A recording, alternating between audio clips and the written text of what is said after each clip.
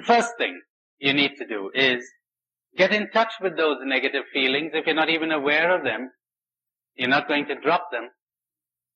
Lots of people have negative feelings they're not even aware of. Lots of people are depressed and they're not aware they're depressed. It's only when they make contact with joy that they understand how depressed they were. You're not going to be able to deal with a cancer that you haven't detected. You're not going to get rid of wolves in your farm if you're not aware of their existence. So the first thing you need is awareness of your negative feeling. What kind of negative feeling? Gloominess, for instance. You're feeling gloomy and moody. You feel self-dislike and self-hate or guilt. You feel that life is pointless, makes no sense.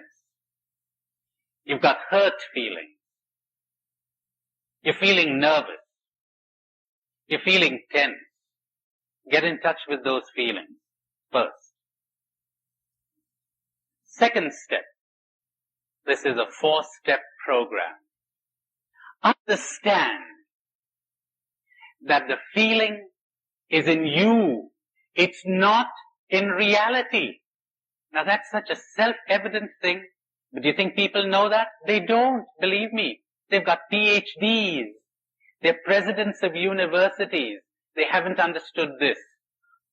They didn't teach me how to live at school. They taught me everything else. Like the guy who said, well, I got a pretty good education and it took me years to get rid of it, to get over it. Yes, you really need it. That's what spirituality is all about, you know, unlearning. Unlearning all the rubbish they taught you. Now, that negative feeling is in you. It's not in reality. So stop trying to change reality. And our bosses, and our friends, and our enemies, and everybody else, and everything else. You don't have to change anything.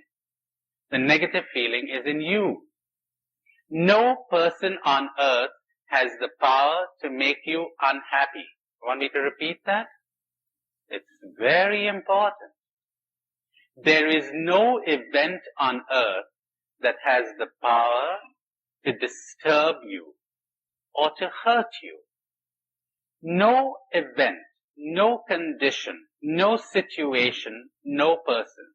Only nobody told you this. They told you the opposite. That is why you're in the mess that you are in right now. That is why you're asleep. They never told you this. But it's self-evident. Rain washes out a picnic. Who's feeling negative? The rain or you? What's causing the negative feeling? The rain or your reaction? When you bump your knee against that chair there or against a table, the table's okay. It's busy being what it was meant to be, a table. The pain is in your knee, not in the table. And it's a funny thing, you know. The mystics keep telling us again and again, reality is all right. Reality is not problematic. Problems only exist in the human mind. We might add, in the stupid, asleep human mind. Reality is not problematic. Take away human beings from this planet, and life would go on, and nature would go on in all her loveliness and her violence. Where would the problem be? No problem. You created the problem. You are the problem. You identified with the me.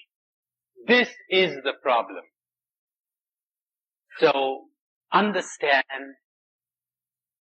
that the feeling is in you, not in reality. Third step. Never, ever identify with that feeling. There's nothing to do with the I. Don't define your essential self in terms of those feelings. Don't say, I am depressed. You want to say, it is depressed, that's okay. You want to say depression is there, that's fine. You want to say gloominess is there, that's fine. But not I am gloomy. You're defining yourself in terms of that feeling. That's your illusion. That's your mistake. You watch it. There is a depression there right now. There is a hurt feeling there right now. Let it be. Leave it alone. It'll pass. Everything passes. But everything. Your depressions and your thrills have nothing to do with happiness. Your depressions and your thrills have nothing to do with your happiness. Those are the swings of the pendulum. I told you yesterday, if you're seeking kicks, you're seeking thrills, get ready for the depression. You want your drug? Get ready for the hangover. One end of the pendulum swings to the other. This has nothing to do with I. This has nothing to do with happiness. This is the me. You know, if you remember this, if you say this to yourself 1,000 times, if you try these 3 steps 1,000 times, maybe you won't even need to do it 3 times. I don't know. There's no rule for it. But do it 1,000 times, you'll make the biggest discovery in your life. To hell with those gold mines in Alaska. What are you going to do with that gold if you're not happy? If you can't live? You found gold. You're a king. You're a princess. You're free. You don't care anymore about being accepted or rejected. Makes no difference. You know this thing that psychologists tell us about how important it is to get a sense of belonging? Baloney. What do you want to belong to anybody for? What do you want to belong to any group for? Doesn't matter anymore. They tell me there's an African tribe. A friend of mine told me that just 3 or 4 days ago. There was an African tribe, there is an African tribe, where capital punishment means you're ostracized. You're thrown out of the tribe. And the man dies, or the woman dies. Just dies, physically. From the impact of that feeling, that they're ostracized. You know, if you were kicked out of New York City, or wherever you're residing, you wouldn't die. How come he dies? Because he partakes of the common stupidity of humanity. He thinks he wouldn't be able to live if he did not belong. Not much different from most people, is it? He's convinced he needs to belong. You don't need to belong to anybody. You don't need to belong to anything or any group. Who told you that? You don't need to be loved. Who fooled you? What you need is to be free. What you need is to love. That, yes, that's your nature. What you need is to be happy, but to be loved? What are you talking about? What you're really telling me is you want to be desired. You idiot. You want to be applauded. You want to be attractive. You want to have all the little monkeys running after you. You're wasting your life. Wake up. Wake up. You don't need this. You could be blissfully happy without this. Your society is not going to be happy to hear this, you know, because you become terrifying when you open your eyes and understand this. How do you control this kind of person? He doesn't need you. He's not threatened by your criticism. He doesn't care what you think of him or what you say about him. He's cut all those strings. He's not a puppet anymore.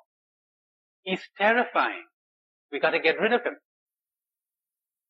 Crucify him. He tells the truth. He's become fearless. He stopped being human. Human.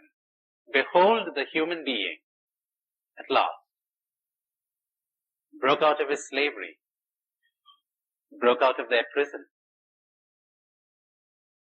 Quick summary. First step. Get in touch with that negative feeling. It's so simple a child could do it. Try it about a dozen times today. I'll give you a couple of exercises after the break. Get in touch with that negative feeling. B. Don't try to change reality. Oh, I'm not saying you won't do something later on. But first of all, let's make sure that you're at peace. Let's make sure that you're awake. Let's make sure that you're not acting, going out in social work from your illusion. Let's make sure that you're real. Now, we may change things or we may not. But what you have to understand is that the negative feeling is in you, not in the event. No event justifies a negative feeling, period. Get that one. There is no situation in the world that justifies a negative feeling. That's what all our mystics have been crying themselves hoarse to tell us, but nobody hears. The negative feeling is in you. The Bhagavad Gita, the sacred book of the Hindus, Lord Krishna says to Arjuna, marvelous sentence, plunge into the heat of battle and keep your heart at the lotus feet of the Lord. Keep your heart at peace at the lotus feet of the Lord. Plunge into the heat of battle. Because as some of you probably know, the book is set on a battleground. Extraordinary symbolism there. Do I run away from the battle? Do I fight my relative? Go right ahead. Do your duty. But your heart is unaffected. The I is unaffected. So, the negative feeling is in you. Understand that. Put the focus where it belongs. Stop blaming other people. There are people in your situation who would not react negatively. How about that now? You know, you'll notice a funny thing happening to you. You'll think you're really going crazy because you know what you're going to be doing after a while? Seeking out the company of people whom you avoided before because they created negative feelings in you. You're going to be saying, let's see if he creates a negative feeling in me now. He doesn't. That's the kind of thing you're going to be doing. Remember that sentence I said to you yesterday? To include the excluded. To return love for hate. Easiest thing in the world. If you understand that the negative feeling is in you. Third step.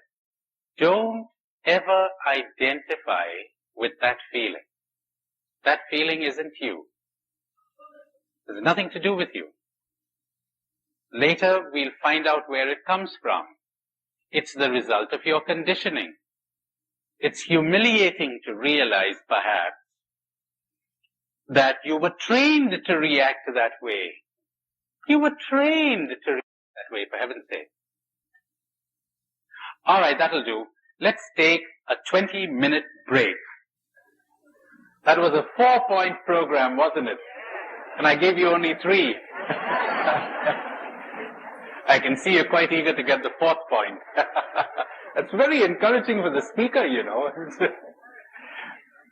All right. So remember we said point 1, identify the negative feeling. If you would drop it, you would be happy. You don't even need to drop it to be happy. Happiness is your state of being. You don't have to do anything to acquire happiness. The great Meister Eckhart said very beautifully, God is not attained by a process of addition to anything in the soul, but by a process of subtraction. You don't do anything to be free. You drop something. Then you're free. Reminded of the Irish prisoner who dug a tunnel under the prison, managed to escape. He comes out right in the middle of a school playground with these little children playing. And of course, when he emerges from the tunnel, he couldn't restrain himself anymore. He began to jump up and down and said, "I'm free, I'm free, I'm free." And there was a little girl there who looks at him scornfully and she says, "That's nothing, I'm 4.